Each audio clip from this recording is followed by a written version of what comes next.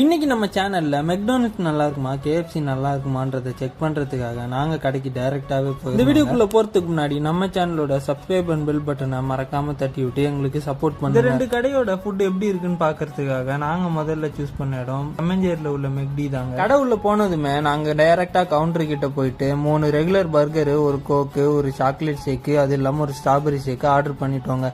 அவங்க அதை டைரக்டாவே time waste பண்ணாம நமக்கு எடுத்துட்டு வந்து சேவ் பண்ணிட்டாங்க. சரி, வாங்கினதெல்லாம் சாப்பிட்டு பார்க்கலான்னு எடுத்து ஒரு வாய் கடிச்சா எனக்கு என்னமோ அது புதுசா இருந்தா மாதிரி சுத்தமா எனக்கு பிடிக்கவே இல்லைங்க. அங்க வாங்கின கிரன்ச்சி சிக்கன் எனக்கு பச்சையா வேகாம இருந்த மாதிரியே ஃபீல் ஆகுதுங்க. சரி, என்னடா மெக்டி நீ இப்படி இருக்கியான்னு சொல்லிட்டு டக்குன்னு விவிரா மால் உள்ள இருக்க கேஎஃப்சியை தானுங்க விசிட் பண்ணிருந்தோம். அங்கேயும் போய் டைம் வேஸ்ட் பண்ணக்கூடாதுன்னு டக்குன்னு 2 virgin mojito, regular KFC chicken popcorn order பண்ணிட்டோங்க. ஆனா கேஎஃப்சில மட்டும் எப்படின்னு தெரியல, எந்த கேஎஃப்சில சாப்பிட்டாலும் ஒரே மாதிரி டேஸ்ட் இவங்க மெயின்டைன் பண்ணிட்டு வராங்க.